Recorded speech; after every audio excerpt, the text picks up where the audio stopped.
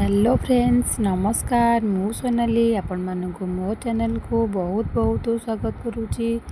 चलतु आज बनैबा मु आज आपण मानक पय एक स्पेशल रेसिपी आंची जोटा कि आपण मानक निश्चित भल लागिवो।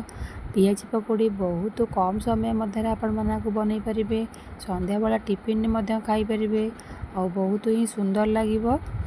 चलन जो मैंने भी मो चैनल रे नुआ अछंती प्लीज चैनल को सब्सक्राइब करेंगे, पाखर देवा बेल आइकन को निश्चित क्लिक करेंगे। चलन तो डेरी करवानी वीडियो टी स्टार्ट करवा।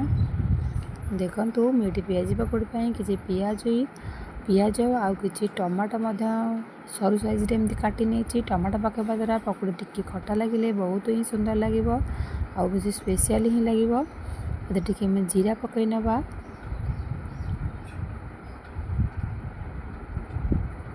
आउ किसी स्वाद अनुसार लुण पकई नवा। जीरा पकईले गैस हेनी आ बेसी भल लगे।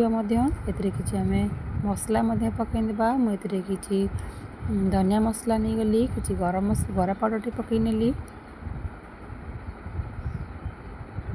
और जीरा गुंड टी पकई नेली। मुझे भी चलते बेसन पकई नवा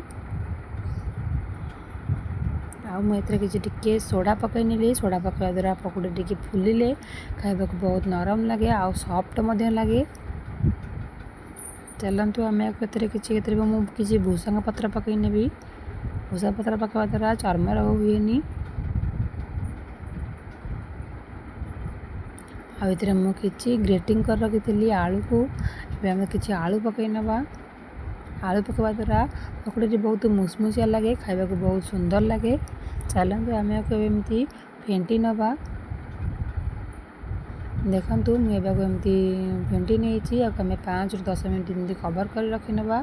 कवर करने द्वारा पकोड़ी बहुत फुली थाए आ खाइबा बहुत सुंदर लगी से लगे आम 5 ରୁ 10 मिनट आम एमती कवर करके रखी नवा। देखते भी कवर काढ़ी नेली। चलते भी गैस ऑन करवा, कढ़ाई बसैबा, किसी तेल पकई नवा। देखो तेल टी मोर ताती आसलानी। चलतु आम बेती रखाई गोला बेसन पकोड़ी प्रस्तुत होता पकईबा। देखो आम पकई नेली। एम एमती एपट सेपट करना। तेल टी बहुत ताती जाइथिबारु आ गैस को सब लो फ्लेम रखिबे, हाई फ्लेम बिल्कुल रखिबेनी। हाई फ्लेम रखा द्वारा लगिज भीतर सिझबनी। लो फ्लेम रखले भीतर सिझब, खाइबा बहुत सुंदर लगे। रहुची नमस्कार।